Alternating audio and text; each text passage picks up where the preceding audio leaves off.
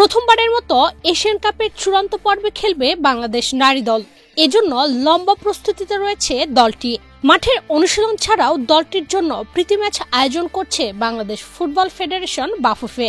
এজন্য বর্তমানে আফিদা, ঋতুপর্ণা রয়েছেন থাইল্যান্ডে। বাংলাদেশ নারী দল সাম্প্রতিক সময়ে উন্নতি করলেও Gold's Gym across 30+ countries with over 700+ locations worldwide. Train anywhere, belong everywhere. থাইল্যান্ডের মতো এশিয়ার প্রতিষ্ঠিত দলের সঙ্গে দূরত্ব রয়েই গেছে। সেটা প্রমাণিত হলো শুক্রবারের ফিফা প্রীতি ম্যাচে। 2 ম্যাচ সিরিজের প্রথমটিতে বাংলাদেশকে 3-0 গোলে হারিয়েছে থাইল্যান্ড। 2013 সালের এশিয়ান কাপ বাছাইয়ে বাংলাদেশকে 9-0 গোলে বিধ্বস্ত করেছিল থাইল্যান্ড। গত এক যুগে লাল সবুজরা উন্নতি করেছে বটে, থাইল্যান্ডের মতো দলের সঙ্গে তফাৎ এখনো রয়েই গেছে। ফিফা র্যাঙ্কিংয়েও সেটা পরিষ্কার হচ্ছে। সর্বশেষ প্রকাশিত র্যাঙ্কিং অনুযায়ী থাইল্যান্ড আছে 53 নম্বরে, বাংলাদেশের অবস্থান 104। এএফসি নারী এশিয়ান কাপ বাছাইয়ে 2 দলের মধ্যে দূরত্ব অনেকটা কমিয়েছে, যার প্রভাবে থাইল্যান্ড 7 ধাপ অবনতির পর 53 নম্বরে নেমে এসেছিল। অপরদিকে 24 ধাপ উন্নতি করে বাংলাদেশ এসেছিল 104 নম্বরে। থাইল্যান্ড সফরে বাংলাদেশ দ্বিতীয় ম্যাচ খেলবে সোমবার। প্রথমটি রুদ্ধদ্বার থাকলেও সে ম্যাচ উন্মুক্ত থাকবে। 2 ম্যাচ সিরিজে শেষটি সরাসরি সম্প্রচার করা হবে।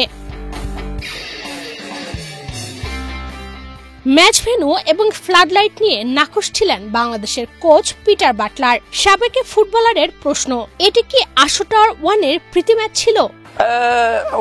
আমি ঠিক জানি না এটা আদৌ টায়ার 1 প্রীতি ম্যাচ ছিল কিনা, কারণ আমরা একটা বিশ্ববিদ্যালয়ে খেলেছি যেখানে আলো ঠিকঠাক ছিল না।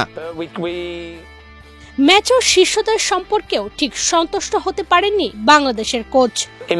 আমার মতে আমরা অনেক ইতিবাচক দিক পেয়েছি। আমি মনে করি কিছু মেয়ে ভুল মনোভাব নিয়ে এসেছিল।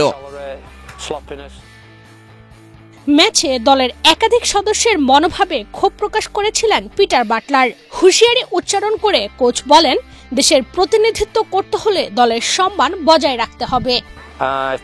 আমি অলসতা সহ্য করব না। যদি কেউ আমার দলের হয়ে খেলতে চায়, যদি তারা দেশের প্রতিনিধিত্ব করতে চায়, তাদের মনোভাব অবশ্যই জাতীয় দলের উপযুক্ত হবে। আমরা হারি বা জিতি, সবচেয়ে গুরুত্বপূর্ণ বিষয় হলো এটা শেখার একটা ধাপ, আর এটা সম্মানের ব্যাপার। বিশেষ করে কয়েকজন ফুটবলারকে সরাসরি কাঠগড়ায় তুলেন পিটার বাটলার।